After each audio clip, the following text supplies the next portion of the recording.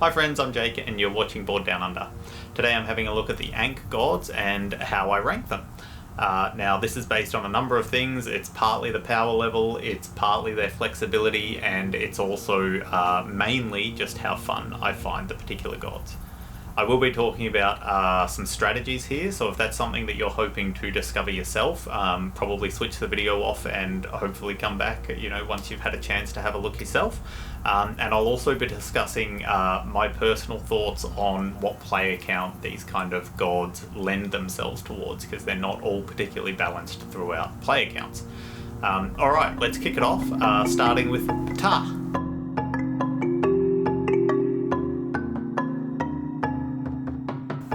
Ptah's rule reads, whenever an opponent builds a monument, that player gives you a follower, if possible.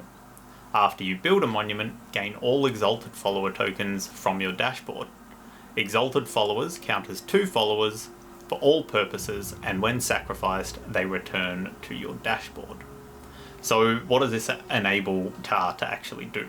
There are 3 things that followers are used for in this game: building monuments, gaining Ankh powers, and then finally doing Plague of Locusts. Now you're going to be gaining followers throughout other means in the game anyway, so you will have enough to build your monuments and you will have enough to gain your Ankh powers anyway. So his strength really lies in the fact that it allows you to assert domination in Plague of Locusts. You're going to be playing this card more frequently than some other gods are going to be playing this card. In terms of fun factor, I think that this god sits at about the average level.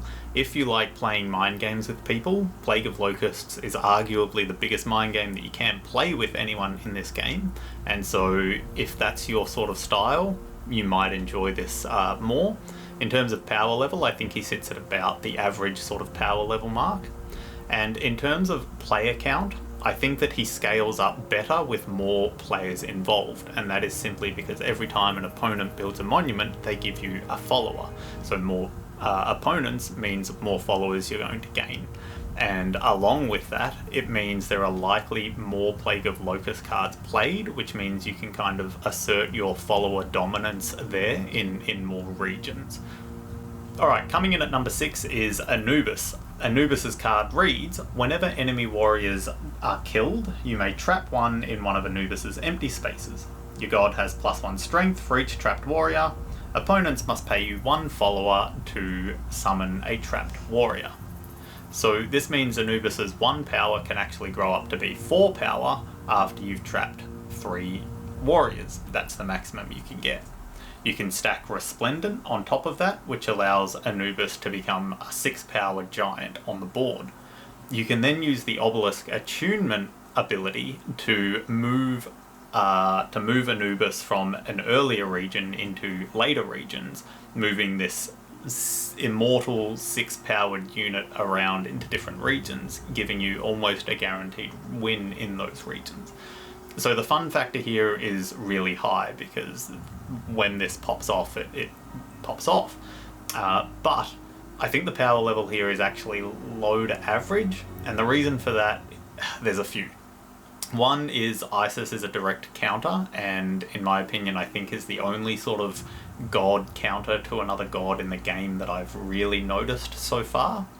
And the other reason is because the Obelisk Attunement strategy seems to be the hardest to pull off.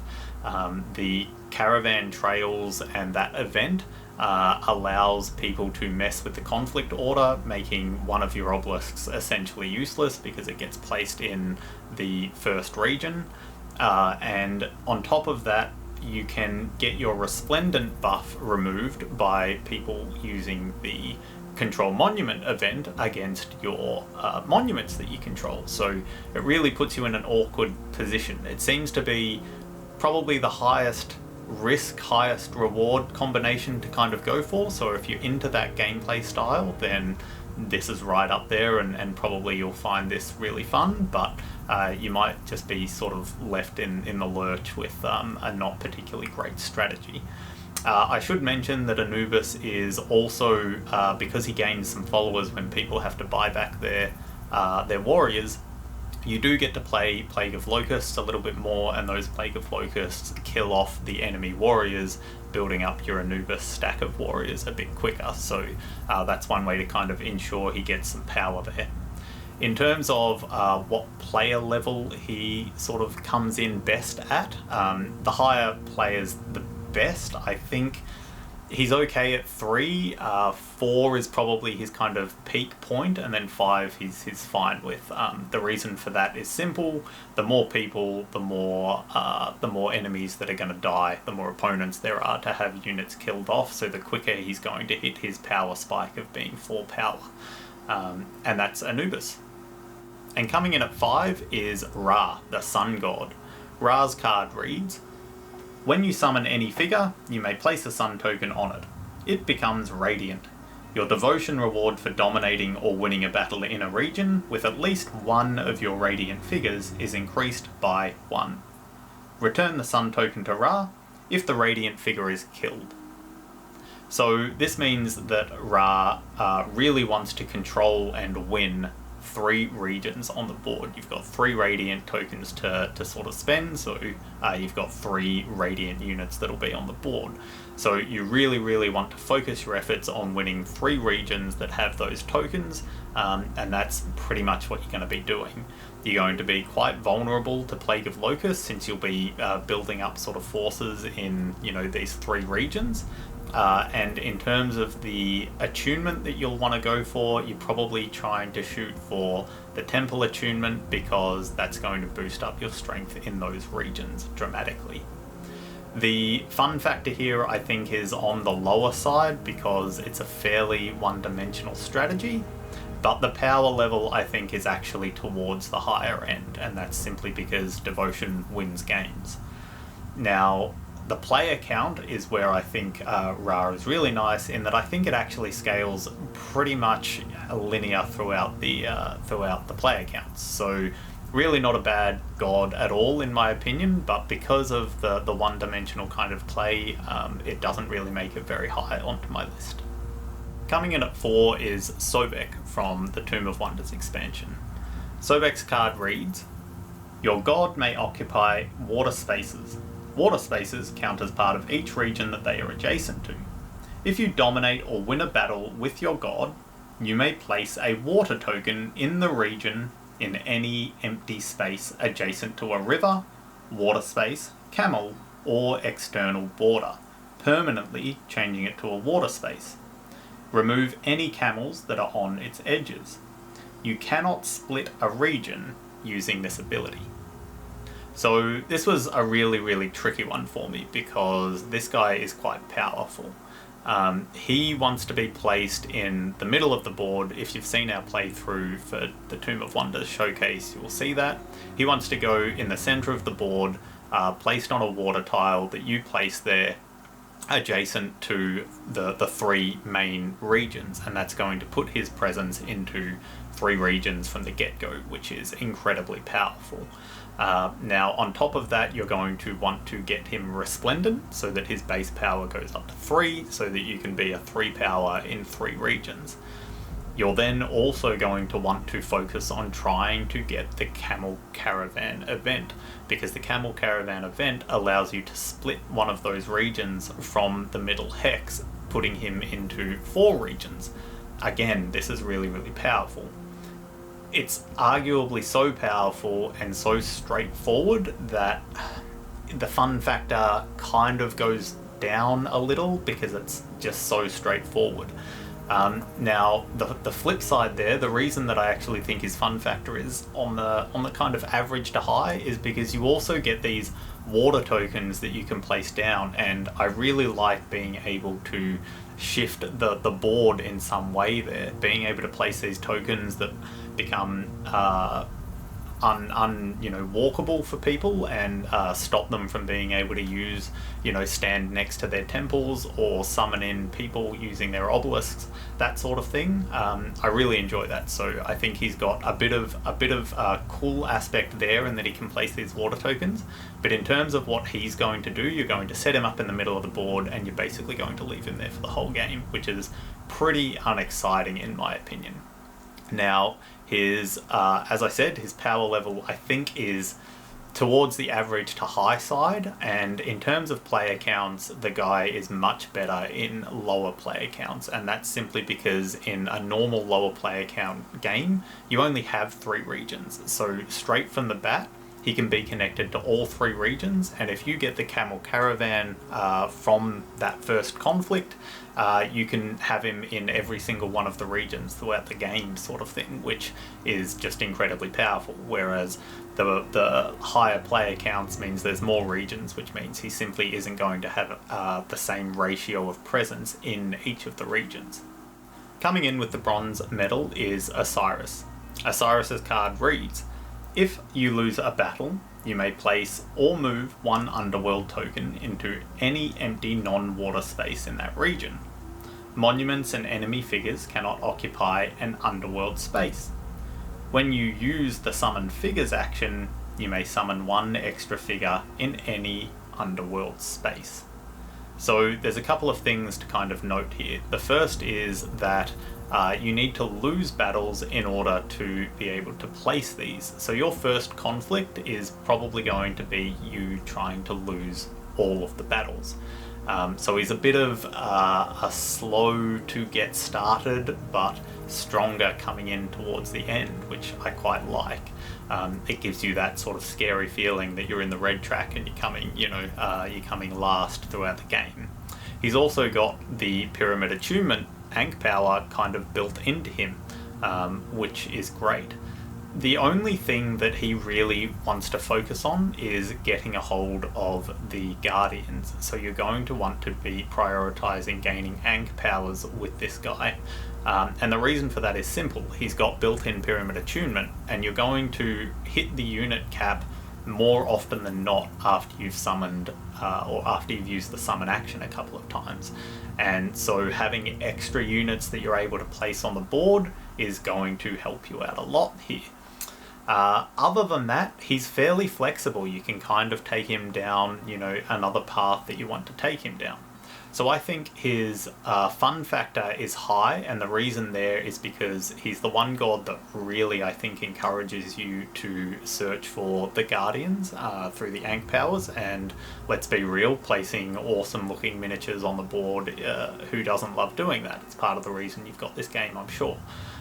And his power level, I think, is along the average to high. In terms of player counts, I think he scales fine across all player counts, which is one of the reasons why I've got him up as high as I do. I find him fun to play because he encourages those Guardians, and I think he's actually pretty balanced across the board. Coming in silver is Isis. Isis's card reads, each of your figures adjacent to an enemy figure is considered protected. Protected figures cannot be killed during battle resolution unless you allow it. So this is a really annoying god to play against. You basically have Pyramid Attunement or a lesser version of it, because you're going to be able to protect not only your warriors but also any guardians that you have by placing them next to other people, and you'll only let them die if it's beneficial for you in some way, shape or form. You are probably going to focus on 2 things. One, you'll want temples, because temples make the most sense. If you can't get the pyramids, you probably want temples or obelisks, but obelisks potentially mean you're moving your units into spaces that aren't necessarily adjacent to enemy units, making them vulnerable. So really you're going for temples, and you're probably going for sort of resplendent here. But it's a very powerful ability. You're also going to want to try and bank followers, because you are going to be vulnerable to Plague of Locusts. So the more followers that you can kind of gain and have, hoarding in your own little pool, the better, because it allows you to outbid anyone trying to take out a bunch of your units. I think the power level here is high. I think the fun factor here is fairly high, and I think the player count gets better as you get more people involved. So the board gets more congested at 5, which means your units are just naturally going to be next to enemy units, and you're not going to have to put too much thought into where you're moving to make sure that your units are protected. And finally, coming in gold, my favourite god in Ankh is Amun. Amun's card reads, once during each conflict event, you may play 2 battle cards in a single battle. Resolve both, adding their strength bonuses together. You must declare you are playing 2 cards before your opponents commit to their card choices. So, why do I like this so much? One, I think that the combat cards in this game are arguably the most fun part of the game. The conflict is such a large part of it, and I think the combat cards are such an intriguing, interesting mechanism that I really, really enjoy. And being able to play 2 here is awesome. One, it plays so much mind games with your opponent. Your opponent might be thinking they want to do one thing, you announce that you're going to play 2 cards, and that can completely throw them out of the water. They don't know whether you're playing a total power of 4, maybe you're playing chariots plus drought and you're just going for, complete win. It allows you to place multiple monuments down, because you can build a monument and cycle your card, so you can build another monument down the line. That allows you to just get devotion for going for a monument majority more frequently.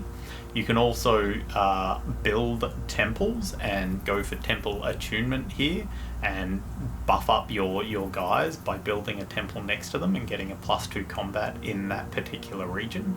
It's not only is it so strong, but it is completely separate from any of the Ankh powers. You're not tied to any particular strategy along the run. You can branch out as much as you want.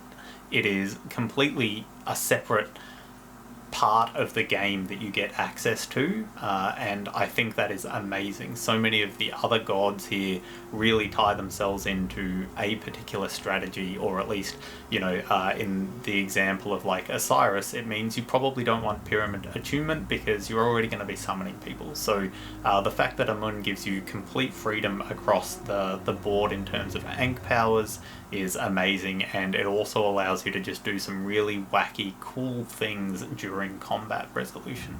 And because of that, it's my #1 favorite. I think that the power level here is high. I think the flexibility is high. I think that the fun count is really high. In terms of player count, unfortunately, it's not equal across the board. The lower player count you play, the more powerful that Amun is, and that's simply because if there's only 3 conflicts in your first conflict, then that's 33% of the conflict that you get your power involved in. If you're starting with 5 regions on the board because you've got a 5-player game, then suddenly she's only involved in 20% of the kind of conflict. That double card only affects a single region that you're vying for in conflict. So unfortunately, not even across player counts, but that's not a terrible thing. Stronger at lower player counts. Alright, well, thank you very much for watching. You've been watching Board Down Under. I hope you enjoyed this. Let me know if you agree or disagree with any of the options here. These are, as I said earlier, just my personal opinions, so I'm sure there will be some variance here. I'm sure some people will argue that things aren't as powerful as I think they are, or vice versa. But look, it's just my opinion.